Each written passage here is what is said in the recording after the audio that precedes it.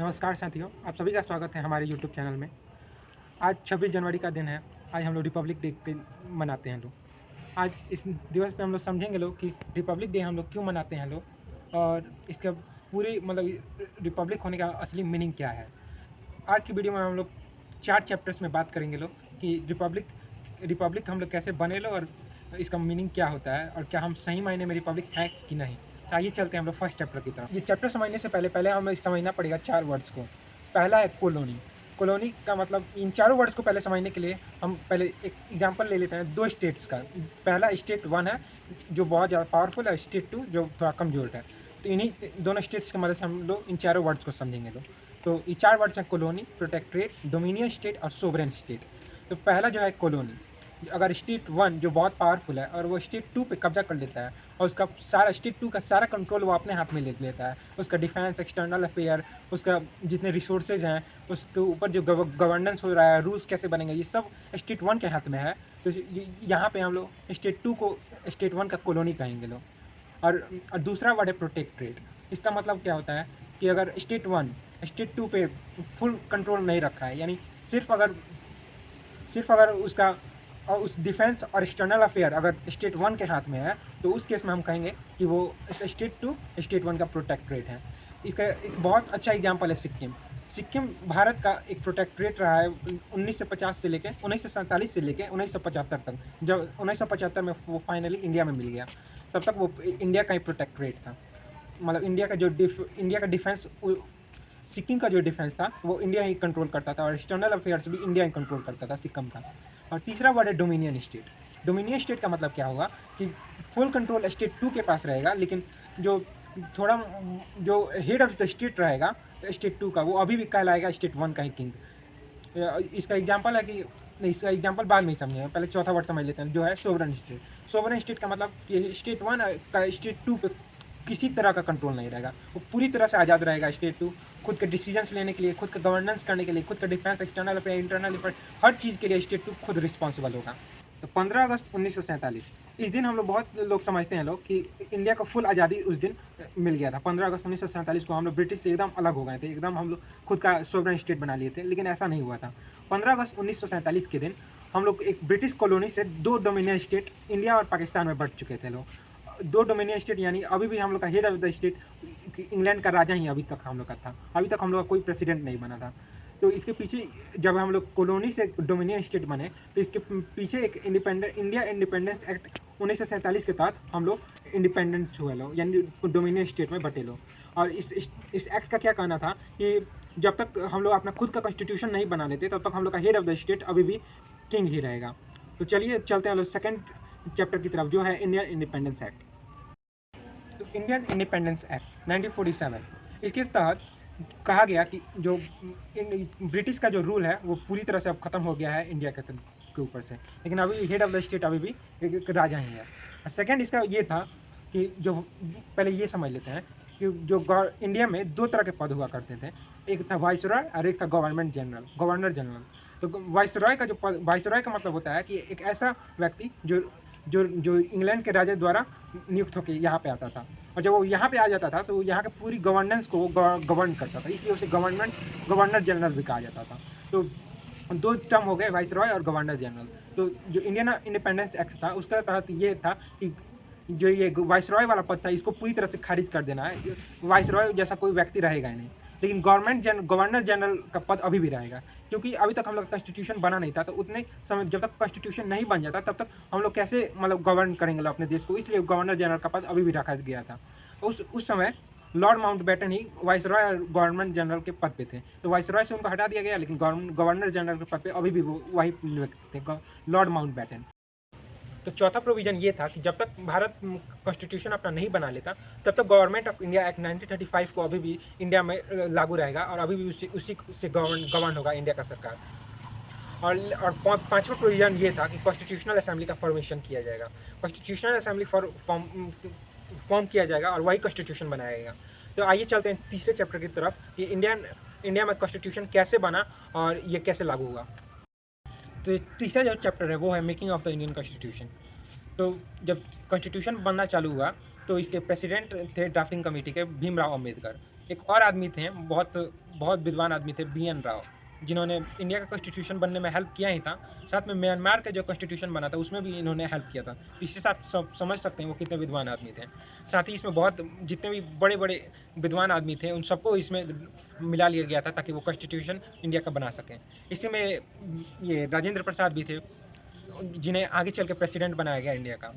और तो 9 नवंबर 1946 इस दिन ये बनना चालू हुआ, और 2 साल 11 महीना और 18 दिन बाद यानी 26 नवंबर 1949 के दिन ये बन के रेडी हो गया। इसी दिन को हम लोग इंडियन कॉन्स्टिट्यूशन डे के रूप में बनाते हैं लोग।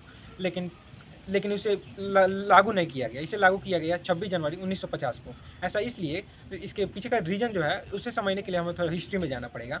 तो कांग्रेस जो था वो हर साल के एंड में एक सेशन रखता था। सेशन यानी हर साल के एंड में जितना साल में जितने भी प्रॉब्लम्स आए हैं या फिर जितने सोल्यूशन पे हमने काम किया है या फिर हम आगे क्या कर सकते हैं, इन सबको समझने के लिए आपस में मीटिंग करने के लिए एक मीटिंग बैठाया जाता था, जिसे हम लोग सेशन कहते थे लोग। तो 1929 के जो ईयरली सेशन होता था वो रखा गया था लाहौर में। तो लाहौर सेशन 1929 में हुआ। उस दिन उसके प्रेसिडेंट हुए जवाहरलाल नेहरू। तो जवाहरलाल नेहरू ने कहा कि ये जो मीटिंग था पहले, ये 31 दिसंबर को रखा गया था, 31 दिसंबर 1929 को। तो जवाहरलाल नेहरू ने क्या कहा कि आने वाले जनवरी के लास्ट संडे को यानी 26 जनवरी 1930 को हम लोग पूर्ण स्वराज का घोषणा कर देंगे। यानी हम लोग उस दिन को स्वाधीनता दिवस के रूप में मनाएंगे लोग, और ये हर साल मनाएंगे लोग। हर साल 26 जनवरी को हम लोग ये दिन स्वाधीनता दिवस के रूप में मनाएंगे लोग। तो बस ब्रिटिशर्स को भड़काने के लिए हम लोग, उस दिन तो आज़ाद हुए नहीं थे लोग, तो बस ब्रिटिशर्स को भड़काने के लिए हम लोग स्वाधीनता दिवस के रूप में इसको मनाएंगे लोग। तो इसी को ये हर साल चलता रहा। ऐसे ही जब ये 1949 को आया तो 1949 में ये प्रॉब्लम हो गया कि 26 जनवरी 1949 को स्वाधीनता दिवस मनाया गया और 26 नवंबर 1949 को कॉन्स्टिट्यूशन डे मनाया गया।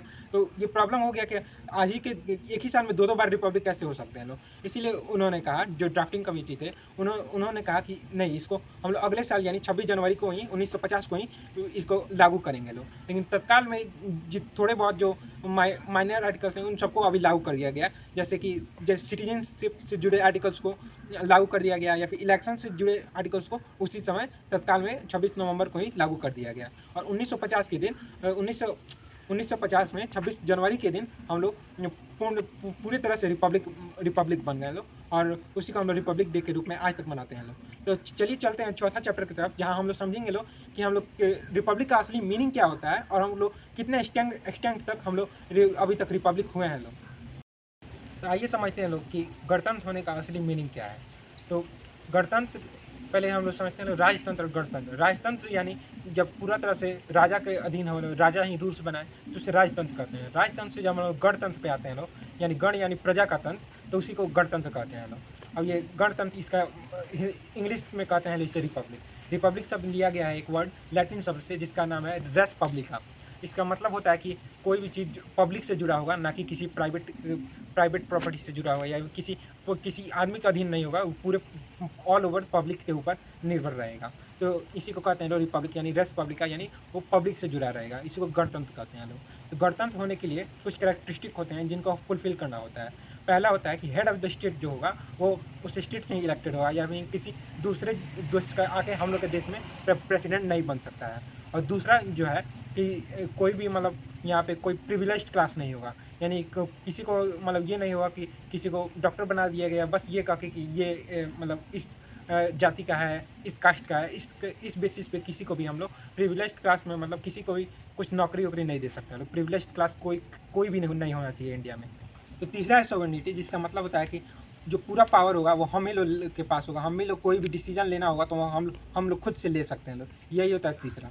तो आइए समझते हैं लोग ये कितने एक्सटेंट तक हम लोग रिपब्लिक हुए हैं लोग, मतलब किस हद तक हम लोग रिपब्लिक हुए हैं लोग।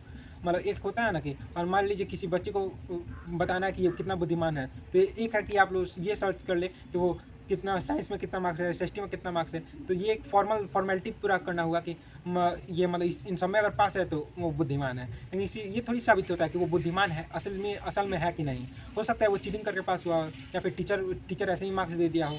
तो इससे हम लोग किसी बच्चे को कंसिडर नहीं कर सकते हैं लोग कि वो बुद्धिमान है कि नहीं। और उसके लिए हम लोग कुछ मतलब रियल लाइफ में वो कैसे रिएक्ट करता है, वो कैसे लोगों से मिलता जुलता है, कैसे बुद्धिमानी से किसी प्रॉब्लम को फेस करता है, उससे हम लोग पता करेंगे लोग कि वो कितना बुद्धिमान है।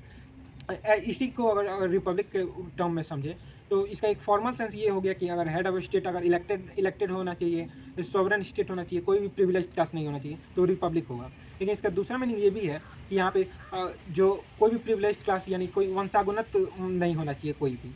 और जैसे अगर जुडिशरी के केस में देखें तो इंडिया के अंदर अगर ध्यान से अगर देखेंगे तो सिर्फ 20 से 25 फैमिली ही हैं जिन जो सुप्रीम कोर्ट का सीजीआई बन सकता है या फिर हायर पोस्ट पे अपॉइंट हो सकता है।